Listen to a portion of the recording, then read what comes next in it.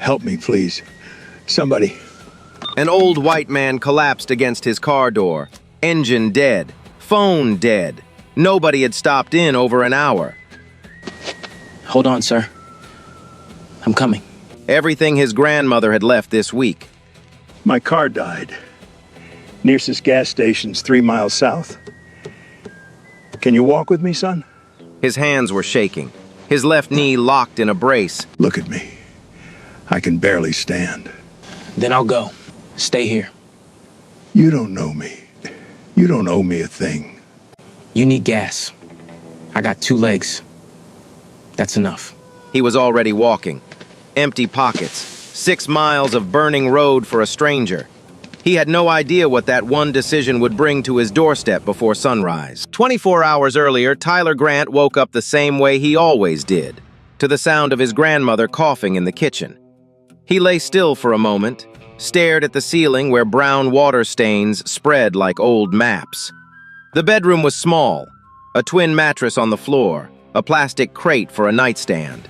One shelf with 3 books he'd read so many times the spines had gone soft. He was 19. He should have been in college by now. He'd graduated from Jefferson High a year ago, 3rd in his class.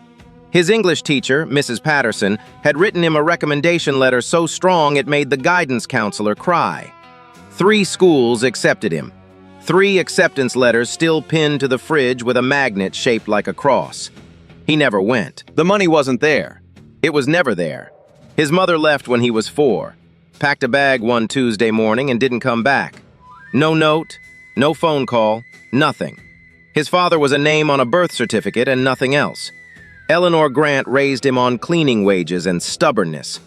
She worked for 3 white families across town, scrubbed their floors, ironed their sheets, cooked their Sunday roasts, while her own kitchen had a stove with only 2 working burners. Came home every night with her lower back locked up so tight she had to grip the door frame just to take off her shoes. Tyler told her to quit. She told him to mind his business. So he got a job. 2 jobs. He washed dishes at Sal's Diner from 6 in the morning until 2. Then he cut lawns around the neighborhood until dark. Every dollar went to the same place. Eleanor's prescriptions, the electric bill, the property tax that kept threatening to swallow their house whole. He never complained. Not once. Not when his hands cracked raw from the dish soap and bled into the sink water. Not when the riding mower broke and he had to push mow 3 acres in August heat, finishing after dark with mosquito bites up both arms. Not when the kids he graduated with posted college dorm photos online. Move-in day selfies, dining hall trays piled with food he'd never tasted, roommates who became best friends overnight, and he was still sleeping on a mattress on the floor of the same room he'd slept in since he was 5. He'd scroll past those photos on the library computer during his lunch break at the diner, then close the browser and go back to scrubbing pots. Eleanor noticed. She always noticed. "You carry too much for a boy your age," she told him once, standing in the kitchen doorway with her coffee. "I'm not a boy anymore, Grandma." "No," she said quietly. "You're not. But you're still mine." She had a saying she repeated so often it had worn grooves into Tyler's brain. She said it when he brought groceries in for Mrs. Collins next door. She said it when he fixed the porch railing for Mr. Thompson without being asked. She said it when he walked a lost dog 6 blocks back to its owner in the pouring rain. You help people not because they'll pay you back. You help because that's who you are. Tyler heard it so many times it stopped sounding like advice.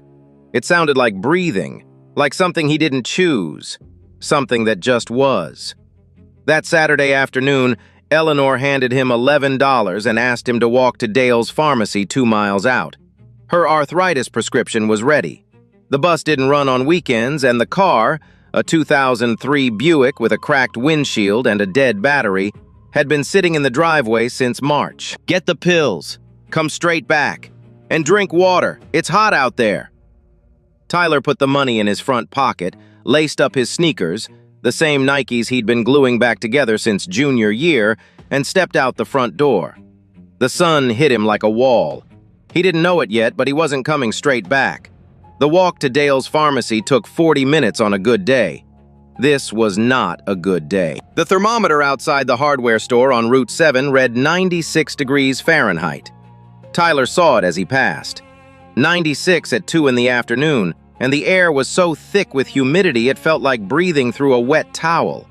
Heat rose off the asphalt in waves that made the road shimmer and bend. He kept his head down, 1 foot in front of the other. The road shoulder was all red clay and dead grass, no sidewalk for the last mile. Cars passed him every few minutes, some fast, some slow, and not one of them offered a ride. He didn't expect them to. He'd been walking this road his whole life. A black kid on the shoulder was just part of the scenery out here. Dale's was a small pharmacy wedged between a laundromat and a boarded-up barber shop. The pharmacist, a heavy man named Lou, knew Tyler by name. "Eleanor's prescription?" "Yes, sir." Lou handed him the white bag, $7.40. Tyler counted out the bills carefully, took his change, $3.60, and tucked it into his front pocket with the receipt. "How's she doing?" Lou asked. "She's good, same as always." That was the answer Tyler gave everyone. It was never true. Eleanor's arthritis was getting worse.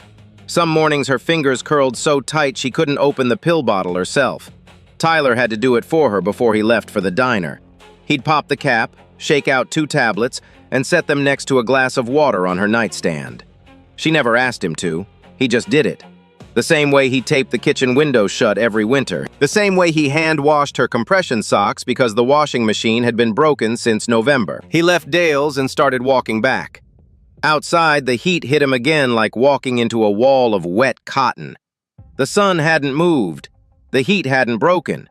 If anything, it had gotten worse. The kind of heat that makes the pavement soft under your shoes and turns parked cars into ovens. The plastic pharmacy bag swung from his wrist and stuck to his skin with sweat. He wished he'd bought 2 water bottles instead of 1, but 1 was all he could justify when every dollar had a name and a destination. He was halfway home, maybe a mile out, when he saw the car. A dark green sedan, older model, pulled over on the shoulder with the hood up. The driver's door was open and a man sat sideways in the seat with his feet on the gravel, his head tilted back against the headrest. A knee brace was visible on his left leg, the straps pulled tight over swollen skin. White hair, white skin, dressed in khakis and a wrinkled button-down that had soaked through with sweat. He looked 75, maybe older. His chest moved in shallow, unsteady pulls. Tyler slowed down. He watched 3 cars pass in the next 30 seconds. A red truck, a minivan, a blue SUV with a family inside. None of them even tapped the brakes. The old man didn't wave them down. He didn't call out. He just sat there, still, like he'd already given up on anyone stopping. Tyler looked at the pharmacy bag in his hand. Looked at the $3.60 in his pocket. Looked at the mile of road still between him and home, where his grandmother was waiting. Then he looked at the old man, and his feet changed direction. "Sir, you all right?" The old man opened his eyes. They were pale blue, clouded, slow to focus. He looked at Tyler the way people look at things they're not sure are real. Yes, I think." He swallowed hard. His lips were white at the edges. "Car ran out of gas. Must have been, I don't know, hour? Maybe more." Tyler set the pharmacy bag down on the gravel and stepped closer. The heat coming off the sedan's hood was like standing near an open stove. The old man's hands were trembling in his lap, not from cold, from his body running out of things to give. "You got a phone?" Tyler asked. "Dead." The old man patted his shirt pocket. "Left my charger at the hotel. Didn't think I'd need it for a short drive." He let out a thin laugh that turned into a dry, scraping cough. "Didn't think a lot of things today." Tyler looked down the road, both directions. Nothing but heat and silence and the long, flat stretch of Mississippi 2-lane that went on until it got tired. "Nearest gas station's about 3 miles that way," Tyler said, pointing south. "I know." The old man nodded slowly. "I know it is." There was something in the way he said it. Not frustration, not anger. Just a man who had already done the math and come up short. 3 miles was nothing in a car. 3 miles was everything on foot when your legs didn't work right anymore and the sun was sitting on your shoulders like a sack of concrete. Tyler looked at the man's face. The redness had gone past sunburn into something worse. A deep, meaty flush that meant the heat was winning. His breathing was too fast and too shallow. Classic signs. Tyler had seen a man pass out from heat stroke at the diner once. The cook, Eddie, had collapsed behind the grill line on a July afternoon. It started exactly like this. Here. Tyler said. He reached into the pharmacy bag and pulled out the water bottle he'd bought for himself. The only one. He unscrewed the cap and held it out. Drink this. Slow sips. The old man hesitated. That's yours, son. You need it more than I do right now. The man took the bottle. His hands shook so badly that water ran down his chin and darkened the front of his shirt. He drank half of it in 3 long pulls, despite Tyler telling him to go slow. Thank you, he said. His voice was already steadier. What's your name? Tyler. Tyler Grant. Harold. The old man extended a trembling hand. Tyler shook it. The grip was weak but deliberate, the kind of handshake that used to be strong. I've been sitting here watching cars go by. Must have been 40, 50 of them. Not one person stopped. Tyler didn't say anything to that. He didn't need to. 3 miles south, Tyler said again, more to himself than to Harold. Son, that's 6 miles round trip. In this heat, you don't have to. I know I don't have to. Tyler picked up the pharmacy bag, set it carefully on the passenger seat of Harold's car where it would stay out of the sun, and took one long look down the road ahead. Stay in the shade, he said. I'll be back. Then he started walking. The first mile was just heat. Tyler walked on the shoulder, staying as far from the road as the clay would let him. Red dust caked his sneakers within the first 100 yards. The glue on the left sole had softened in the heat, and he could feel the shoe pulling apart with every step, a faint, wet peeling sound that only he could hear. No shade, not a single tree for as far as he could see, just flat, open land, brown fields, and a sky so white and bright it hurt to look up. The air tasted like hot metal and dry grass. He didn't have water anymore. He'd given the bottle to Harold. By the half-mile mark, his mouth was dry. By a mile, his tongue felt thick and heavy. His t-shirt was soaked through, front and back, and the sweat running down his forehead kept stinging his eyes. He wiped it with his forearm and kept moving. A car passed him going south, then another. Neither slowed. He thought about putting his thumb out the way he'd seen people do in old movies, but decided against it. A black kid hitchhiking alone on a back road in Mississippi didn't end in a free ride. It ended in a phone call to the sheriff. So he walked.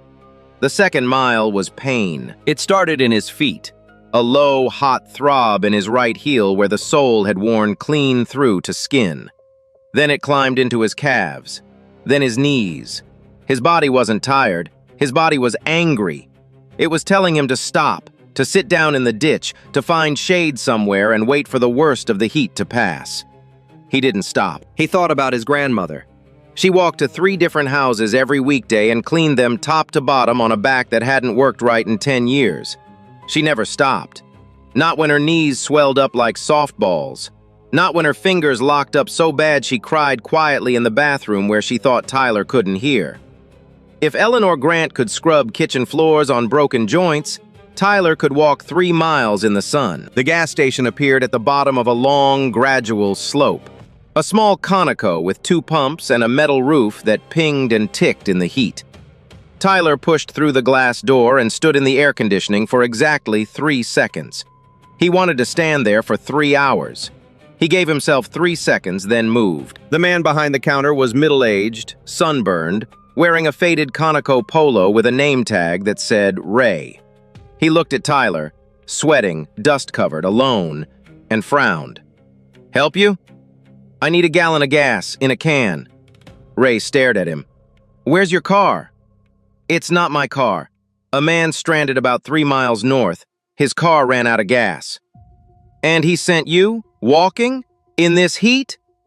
"He didn't send me, I just came." Ray held the stare for another beat, then shrugged and pointed to the back wall. Tyler found a red plastic gas can. 1 gallon, $4.99. He picked it up, brought it to the counter, and laid his money down. $3.60. He was $1.39 short. Tyler stared at the bills and coins on the counter. His throat tightened. He'd walked 2 miles in killing heat for this moment. He'd given away his only water.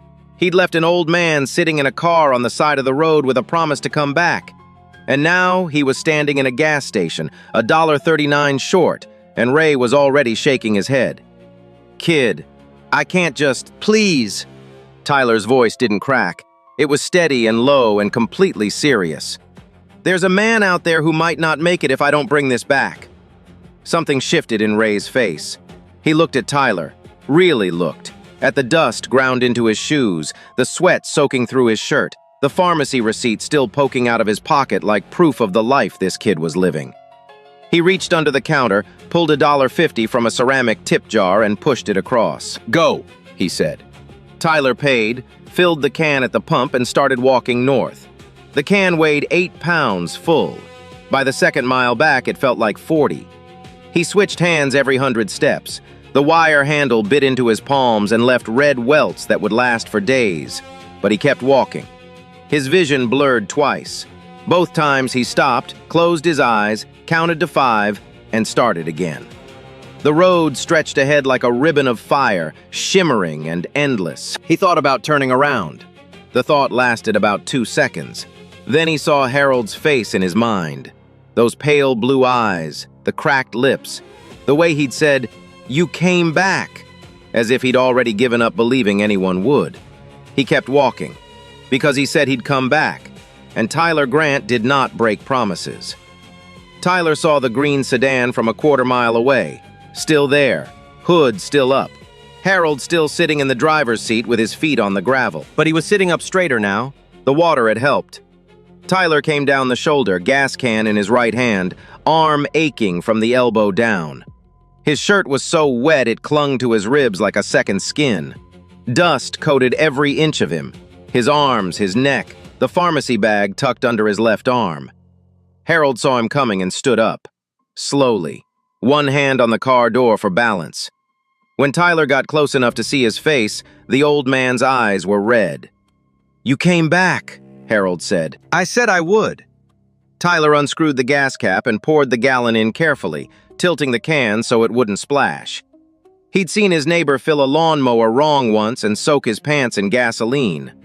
Tyler was careful with things. He was always careful with things. Harold turned the key. The engine coughed once, twice. Then it caught and held, rumbling low and steady. Harold let out a breath like he'd been holding it for 2 hours. "Son."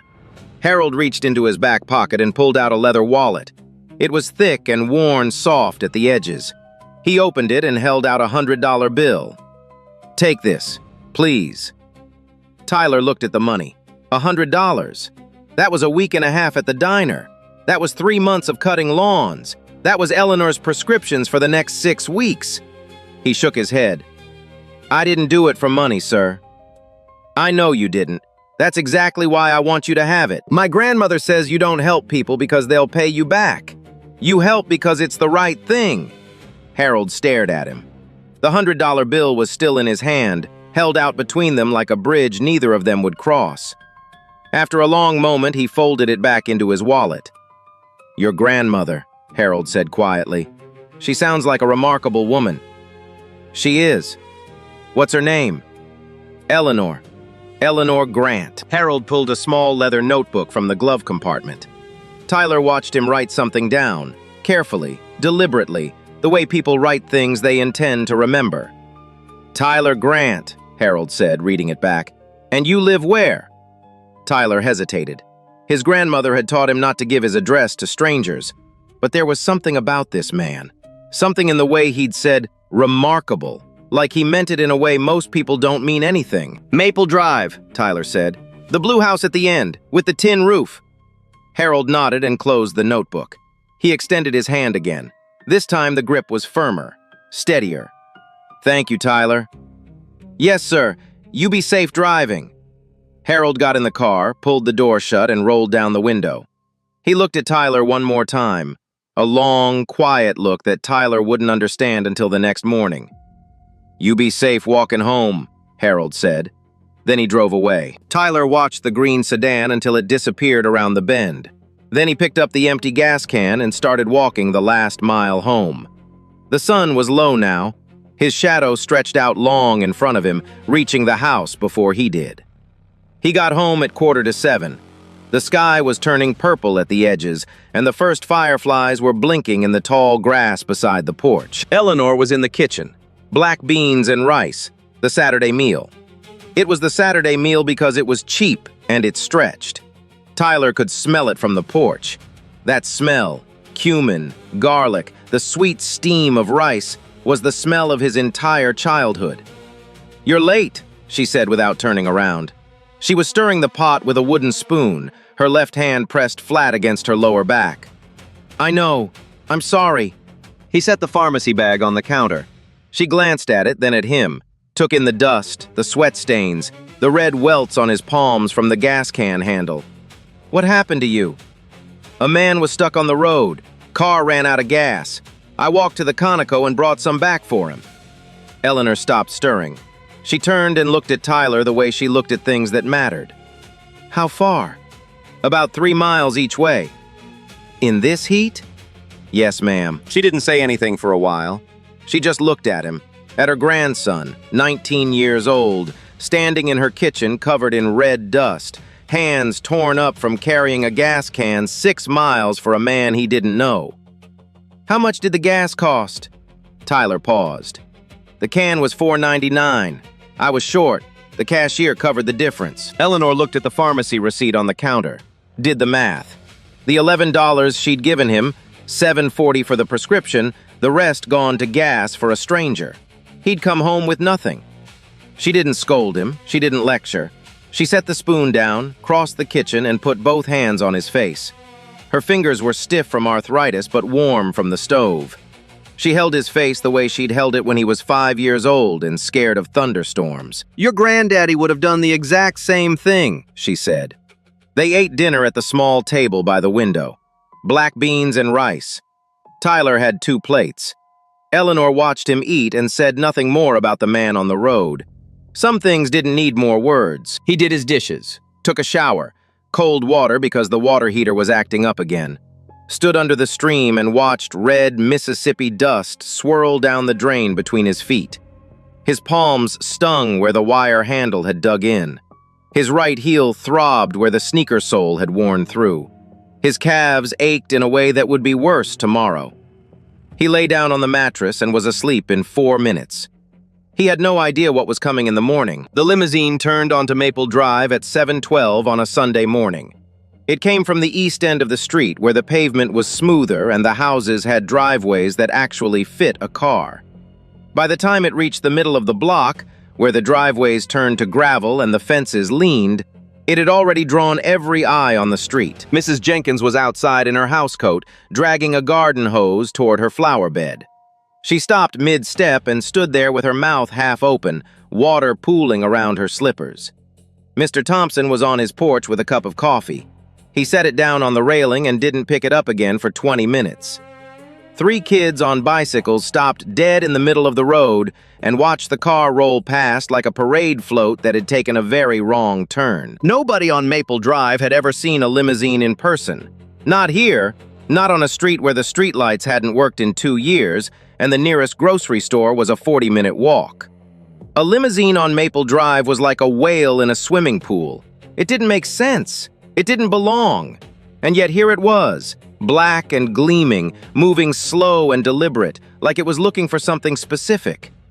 It stopped in front of the blue house with the tin roof. Eleanor was already awake.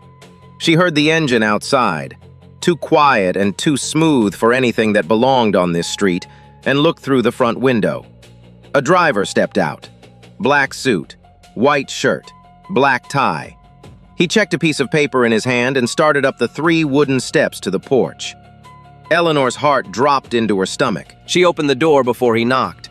Her eyes went from the driver to the limousine to the street full of neighbors standing frozen in their yards.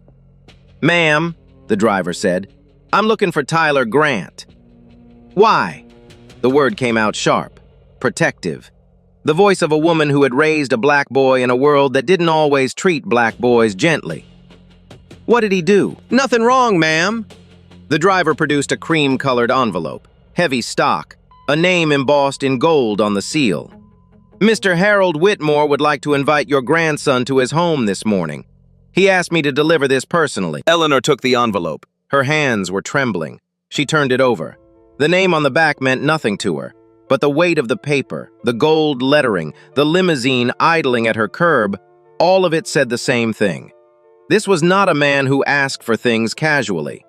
She opened it and pulled out a single folded letter, handwritten, blue ink on cream paper. She read the first 3 lines and her breath stopped. The letter began, Dear Mrs. Grant, yesterday afternoon your grandson walked 6 miles in the heat to help a stranger he had no reason to help. He gave me his only water. He refused my money. I have not stopped thinking about him since. Eleanor read the letter twice. Then she sat down slowly on the porch chair because her legs wouldn't hold her anymore. Grandma? Tyler appeared in the hallway, rubbing his eyes. What's going on? Whose car is that? Eleanor looked up at him. Her eyes were wet, but she was smiling. The kind of smile that breaks and builds at the same time. Get dressed, she said. Put on your good shirt. My good shirt? Why? Where are we going? She held out the letter. That man you helped yesterday, she said quietly. He sent a car for you. Tyler took the letter, read it standing in the hallway in his boxers and bare feet, morning light falling through the window behind him. By the time he reached the end, his hands were shaking the same way his grandmother's had. Outside, the neighborhood was still watching. Nobody had moved. Nobody had gone back inside. Something was happening on Maple Drive that had never happened before. And every person standing on that street, every mother in a housecoat, every old man with cold coffee, every kid straddling a bicycle, could feel it. The way you feel a storm coming before you see the clouds. The limousine turned off the highway after 25 minutes and onto a private road lined with white oaks so old their branches formed a tunnel overhead. Spanish moss hung from every limb, swaying in a breeze that didn't seem to exist anywhere else in Mississippi that day. Tyler sat in the back seat with his hands on his knees. He was wearing his good shirt, a white button-down Eleanor had ironed the night before for church. Eleanor sat beside him in her Sunday dress, the cream envelope tucked in her purse, her eyes fixed straight ahead. Neither of them had said much since they got in the car. The house appeared through the trees like something from a different century. White columns, a wraparound porch, a front lawn so green it looked painted on. 3 cars were parked in the circular driveway, a silver Mercedes, a black Range Rover, and the green sedan. Tyler recognized the sedan instantly. Same car, same cracked paint on the rear bumper. The driver opened their door. Tyler stepped out first, then offered his hand to Eleanor. She took it. Her grip was tight enough to hurt. Harold Whitmore was waiting at the front door. He looked nothing like the man Tyler had found on the side of the road. Yesterday, he'd been sunburned, trembling, half collapsed against a car door. Today, he stood straight, clean shave, light blue blazer, polished shoes. His eyes, those same pale blue eyes, were clear and sharp and completely in command. He looked like a man who owned things, a lot of things. Tyler. Harold extended his hand. The grip was firm this time, strong. Thank you for coming. Yes, sir. Harold turned to Eleanor. He took her hand in both of his. Mrs. Grant, he said, I owe you a conversation. He led them into a sitting room with tall windows and shelves lined with leather-bound books. A woman in a gray dress brought sweet tea on a silver tray. Tyler took a glass and held it without drinking. Harold sat across from them. He was quiet for a moment, studying Tyler with certainty and patience. I need to tell you who I am, Harold said, and then I need to tell you what I do. He picked up a framed magazine cover from the side table. Forbes, 12 years old. The photograph showed Harold standing in front of a glass-walled building with his name carved into the limestone above the entrance. My name is Harold Whitmore. I'm the founder of the Whitmore Education Foundation.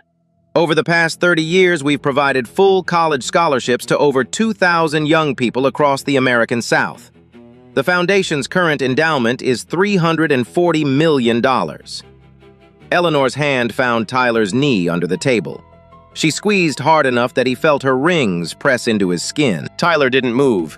He stared at the magazine cover and tried to connect the man in the photograph to the man who had been slumped against a car door on a back road, lips cracking, hands shaking. "Every year," Harold continued, "I drive through rural communities, small towns, back roads, places most people with money never go. I drive an old car, I wear plain clothes, and I wait." He paused. Let the silence do the work. "I run out of gas on purpose." The room went still. Tyler felt something shift deep behind his ribs, a slow, turning recognition that rearranged everything he thought he'd understood about yesterday. "I've done it over 100 times in the past 15 years. Different states, different roads. I sit in the car and I wait to see who stops, who keeps driving, who walks away." Harold leaned forward. "Do you know how many people have stopped in 112 attempts, Tyler?" Tyler shook his head. 14. Harold let the number land. "In 15 years, 14 people stopped. Most offered to call a tow truck and kept driving. A few gave me water. 2 offered money." His voice dropped lower. "But in 112 attempts across 9 states and 15 years, you are the only person who walked 6 miles in killing heat, spent money you did not have, gave away your only water, and then refused to take a single dollar for it." Eleanor was crying. Silently, tears running down her face and falling onto the collar of her Sunday dress. She didn't wipe them away. She just held Tyler's knee and let them come. "The foundation doesn't award scholarships based on grades," Harold said. "We look for one thing: character. The kind of person who does the right thing when no one is watching, when nothing is offered in return, and when doing the right thing costs them something they can't afford to lose." He looked directly at Tyler. "I've been looking for someone like you for a very long time." The room was quiet for a long time after Harold finished speaking. Tyler sat perfectly still. The glass of sweet tea sat untouched in his lap, condensation running down the sides. He could feel his grandmother's hand on his knee, her rings digging small crescents into his skin, and he focused on that because everything else in the room had stopped making sense. $340 million, 2,000 scholarships, 112 tests, and he, Tyler Grant, dishwasher, lawn cutter, grandson of a woman who cleaned other people's houses, was the one. Harold let him sit with it. Didn't rush. He just waited the way a man waits who has learned that some things need time to land. Then he stood, walked to a mahogany desk near the window, and picked up a dark blue folder with the Whitmore Foundation logo embossed in silver. "This is what I'd like to offer you, Tyler." He opened the folder. "A full scholarship, 4 years at any accredited university in the country. Tuition, room and board, books, supplies, and a monthly living stipend of $1,500. There are no conditions on your major. You study what matters to you." Tyler looked at the documents inside. His name was already printed on them. Tyler James Grant. Someone had typed it in careful, official letters on paper thick enough to feel permanent. His throat closed. He pressed his lips together and breathed through his nose. He would not cry in this room. He would not cry in front of this man. He would... Eleanor broke first. A sound came out of her, not a sob, not a word, something in between. And she pressed both hands over her mouth. Her shoulders shook. Tyler reached over and put his arm around her, and that was when he lost it too. Quietly. Just tears running down his face while he held his grandmother in a rich man's sitting room and tried to understand how walking 6 miles in the heat had led him here. Harold wasn't finished. "There's something else," he said. He waited for them to look up. "Yesterday, when you told me your address, I drove through your neighborhood. I saw the community center on the corner of Maple and 5th. Tyler knew the building. Everyone on Maple Drive knew it. It used to be a recreation center. Basketball courts, an after-school program, a small library in the back room. It closed 4 years ago when the county cut funding. Now it was just a concrete shell with plywood over the windows and weeds growing through the parking lot cracks. "The foundation is going to rebuild that center," Harold said. "Fully funded. New facility, basketball courts, a tutoring center, a computer lab, and a community kitchen. Construction begins in the fall." Eleanor made that sound again. Tyler couldn't speak at all. "It won't carry my name," Harold said. "It will carry hers." He looked at Eleanor. The Eleanor Grant Community Center. Because a neighborhood that raises a young man like Tyler deserves to be remembered for what it got right. Eleanor's hands were trembling so badly that Tyler had to hold them still. She looked at Harold through wet eyes and tried to speak 3 times before the words came out. You don't have to do that," she whispered. "Mrs. Grant." Harold's voice was gentle but firm. "Your grandson walked 6 miles for a stranger. He gave away his water and his money and asked for nothing. He learned that from someone. That someone is you. This is the least I can do." Tyler looked at his grandmother, at the woman who had raised him on $11 weeks and black beans and rice, who had cleaned 3 houses a day on a back that screamed every time she bent down, who had taught him, without ever making a speech about it, that kindness was not a transaction. He looked at the scholarship papers with his name on them. He looked at Harold Whitmore, the man he'd found dying on the side of the road, sitting across from him in a blazer and polished shoes, offering to change everything. "I didn't help you for this," Tyler said. His voice was thick, raw. "You know that, right?" Harold smiled, the first real smile Tyler had seen from him. "That," Harold said, "is exactly why you're getting it." Tyler looked down at the folder in his lap, at the name printed on the scholarship documents, at the architectural rendering of a community center that would carry his grandmother's name on its front wall in letters big enough to read from the street. He thought about the 3 acceptance letters on the fridge, the ones he'd looked at every morning for a year, eating cereal, telling himself it was fine, telling himself some people just don't get to go, telling himself that wanting it too much was a waste of energy better spent washing dishes. He looked up at Harold. "When do I start?" he asked. Harold's smile widened. "Whenever you're ready." The driver took them home an hour later. Same limousine, same route. Tyler sat in the back with the blue folder on his lap and his grandmother's head resting on his shoulder. She'd fallen asleep somewhere around mile 10, exhaustion and emotion pulling her under like a tide. When the limo turned onto Maple Drive, the neighbors were still outside. Every single one. Standing in their yards, sitting on their porches, waiting. Tyler stepped out. The sun was high and warm, the same sun that had tried to break him yesterday. He walked up the 3 porch steps, opened the front door, and stood in the hallway of the blue house with the tin roof. The same hallway, the same cracked floor, the same water-stained ceiling. But nothing was the same anymore. 4 years later, Tyler Grant walked across a stage in a cap and gown and picked up a diploma with his name on it. Bachelor of Science in Social Work. Dean's List. Full honors. The first person in his family to graduate from college. Eleanor was in the 3rd row. She clapped so hard her arthritis flared for 2 days afterward. She didn't care.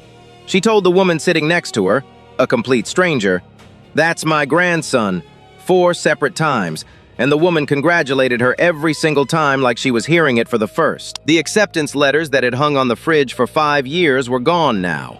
In their place was a photograph. Tyler in his cap and gown, standing in front of the university library, smiling so wide it looked like his face couldn't hold it. Eleanor had framed it in a $2 frame from the dollar store, and every person who walked into her kitchen saw it before they saw anything else. Tyler moved back to Maple Drive after graduation. People asked him why. Full degree, honors. He could have gone anywhere. Atlanta, Dallas, D.C. Companies were recruiting. Non-profits were calling. He had options he never dreamed of having. He chose home. He took a position with the Whitmore Foundation as a regional outreach coordinator.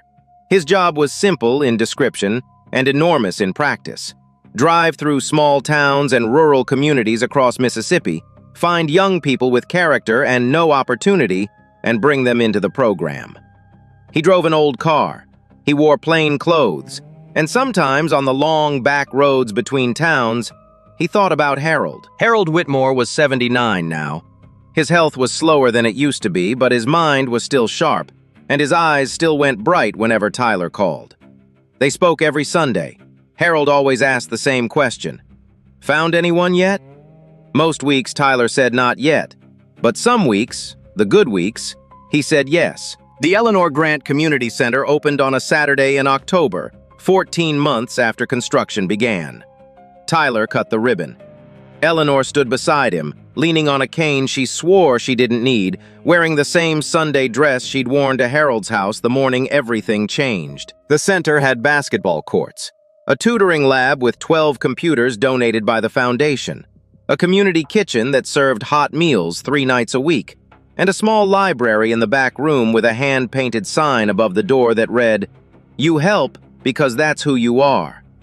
Tyler had painted the sign himself. On Friday evenings, he volunteered at the center, Tutored kids in math, shot hoops with the teenagers, sat with the quiet ones who didn't want to talk and just let them be quiet next to someone who understood. Sometimes, after the center closed for the night, Tyler would stand alone in the library. He'd look at the sign above the door, his grandmother's words in his handwriting on a wall built by a man who ran out of gas on purpose. And he'd think about that afternoon on the road, about a green sedan, about 3 miles of burning highway, about $1.39 he didn't have and a gas station cashier who covered it anyway, about how the smallest decision on the worst day can open a door you didn't know existed. He never told them his story. He didn't need to. The building told it for him.